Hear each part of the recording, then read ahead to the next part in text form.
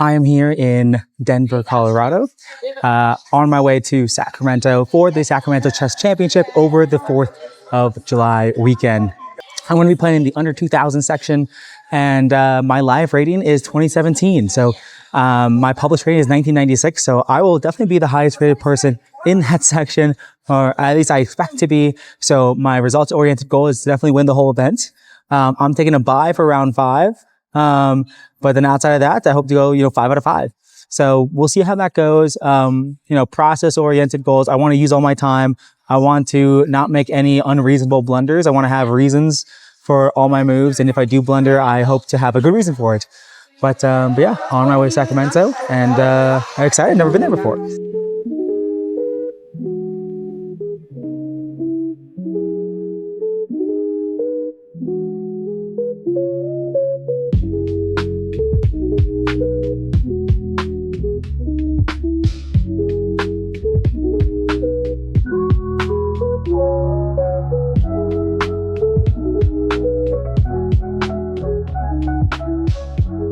Alrighty, that was literally the most insane game. Dude, oh my god. Jesus Christ, dude. I asked my opponent, like, hey, it's my birthday, please take it easy on me. And I'm playing like a 83. And so I'm like literally over 400 points higher rated than him.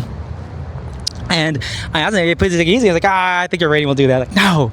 He did not take it easy on me. That was one of the most intense games I've played in a long time. And I won it by pure luck. I mean, he evaluated everything correctly. He played all the best moves.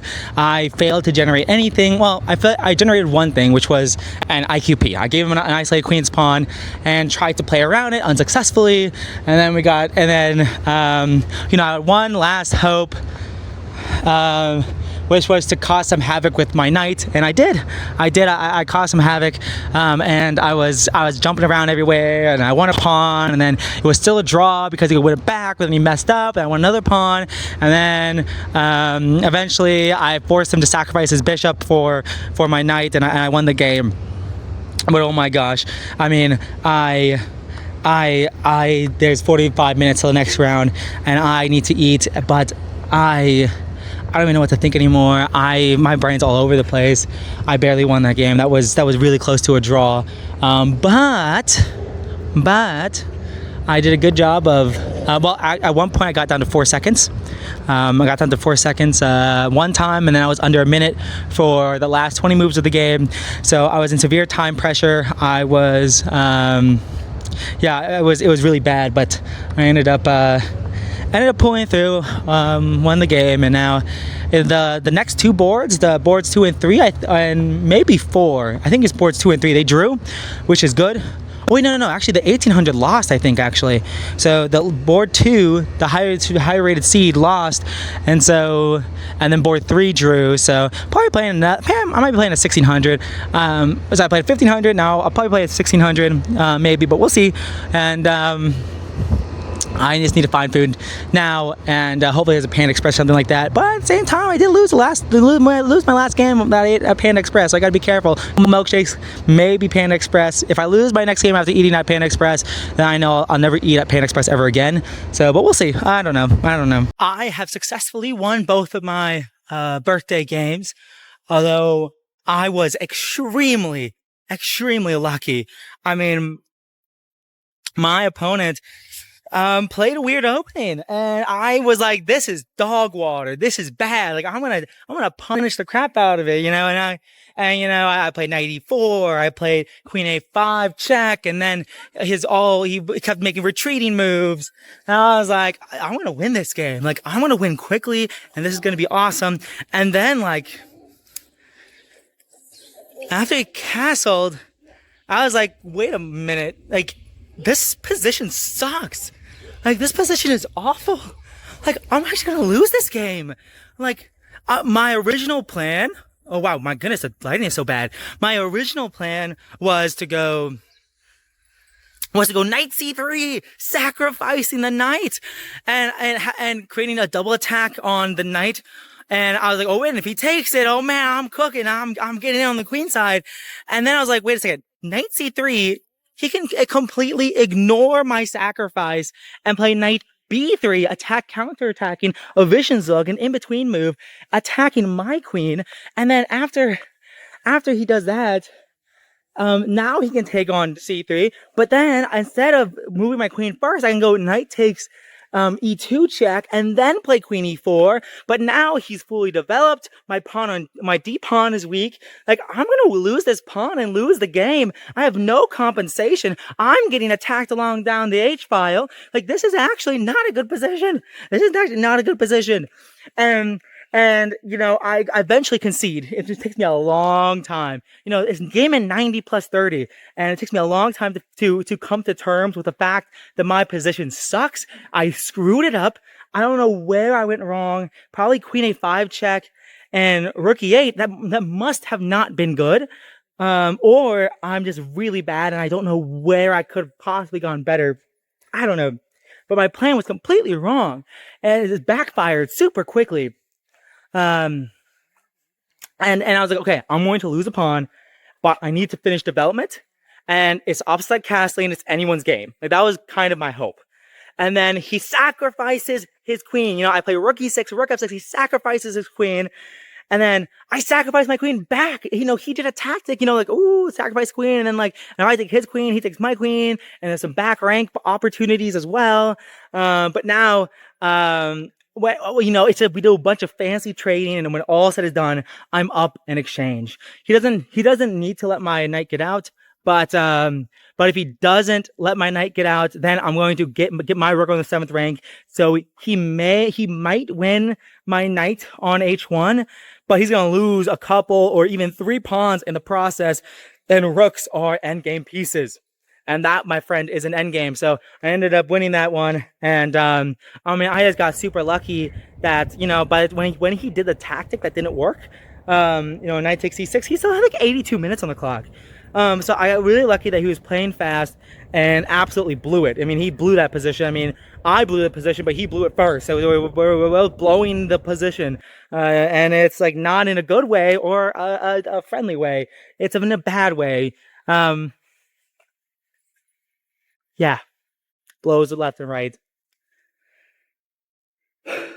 I won both my games, but gosh, it was shaky all around. Another game, and another game where I had absolutely nothing from the opening. I mean, yeah, I played knight f3, and my opponent played a solid setup, and then it transposed into a Catalan, and then I don't know if this was the right plan. I took on c5, and then played a3 to play b4 to fianchetto, and then like we just had a completely symmetrical pawn structure, and absolutely nothing came out of the opening. I mean, I was toast. I mean, he was probably better for most of the game. Probably better for most of the game, if not. Yeah.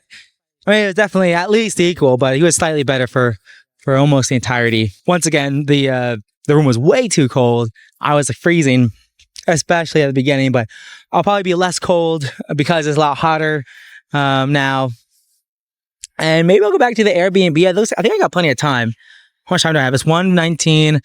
So at 4 p.m. is the next round. So maybe I'll just go back to the Airbnb. I think I might. So, because I got 3 hours, so might as well. It's only a 10-minute drive away. And maybe I can get food with people. I don't know. Anyways, so I drew. I ended up drawing the game. If I was my opponent, I would not have accepted the draw. Because I had like 9 minutes and my opponent had 40 minutes or so. So if I was my opponent, I would have just asked a couple questions with the knight. I think, like, he said, oh, you're probably slightly better in this endgame because of the bishop. And I was like, no. Like, dude, he does not know the power of the knight. Dude, the knights are way better than bishops. I'm just kidding. They're not better than bishops, but it's the endgame. The engine will say it's equal, but it's a lot more fun to play with the knight. It's a lot more fun to play with the knight. Because you can hop around on the dark and light squares. Meanwhile, the bishop, all I can do is zoom back and forth. So endgames like that, way more fun with the knight. But I got away with a draw. I think there are a lot of situations where I would have lost that game. So I'm glad I didn't go too crazy. I kept a cool head. I recognized that, hey, I'm worse in this game. I need to stabilize my position and just understand that, hey, there's nothing more in this game. It's going to be a draw. I cannot win this game. Let's move on. Because I was trying to figure out all the different ways where I could keep queens on. But I think in almost every situation, if I play queen c8 check, he goes king h7. And if I go like queen b7, if I go bishop g2, then he can play e4, which is really devastating for my position. Because now if I go queen b7, after he plays e4, attacking a7 and e4, it's like, then he has some queen a1 check ideas. Or queen a8 check. No, queen a1 check. And after bishop f1, there's knight f3 check, king g2, and then knight d2. And suddenly, I'm actually losing the game. Like, the game's over. So I have to be very, very careful. In that endgame, I need to trade queens. My king is the one that's weaker. So I had to trade queens, and it's after the draw. I played a pretty smooth game. This is round 4 of the Sacramento Championship, and I played another local. I've been playing all locals. It's awesome. I love it. Nicholas, and it was a Sicilian, and we ended up having an early queen trade, and he did a crazy maneuver going king d7, and then king takes d6. So his king's in the center. I dropped my knight back, and after bishop f4 check, he went e5, but I think that was a blunder because then I castle with check, and after king e6, I have knight g5. I have a bunch of checks. I can play as a king e6. I want to go knight g5 check, and then if king e7, knight d5 check, and I was like, oh my gosh, I'm getting in. But then king f8, I was like, wait a second. This is actually not as good as I thought it would be. I thought, where's the knockout? Where's the knockout? There was no knockout. And so I ended up going knight d5 first. I changed the move order. I went knight d5. Now I'm threatening the rook. I'm threatening knight c7 check. And there are so many different ways to lose the rook.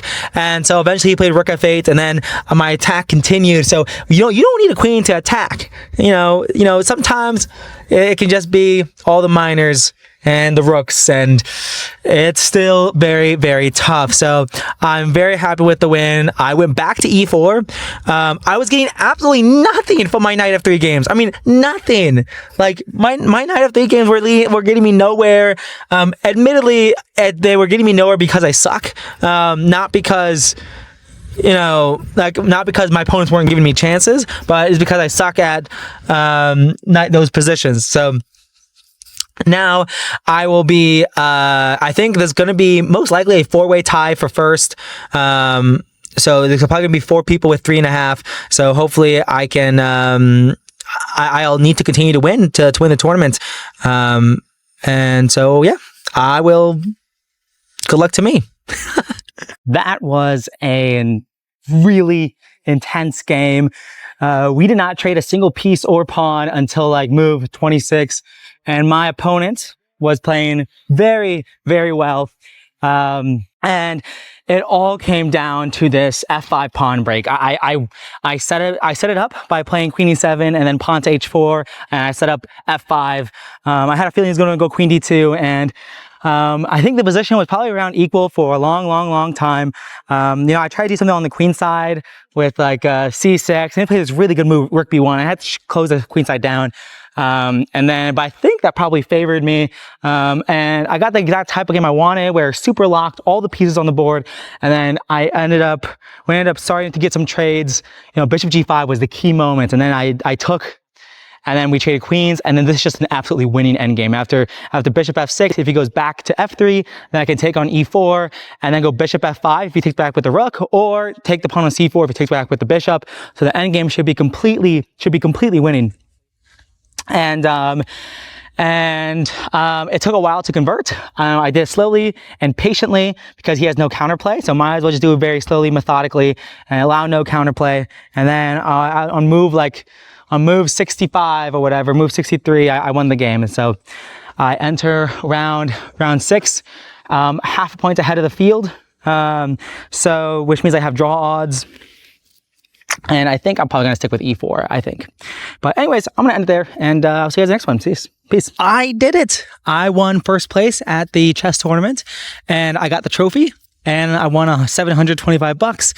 And the game was kind of interesting, although kind of not. It was a Philidor, and my opponent took on e5, exchanged queens, and it's the same old story again and again.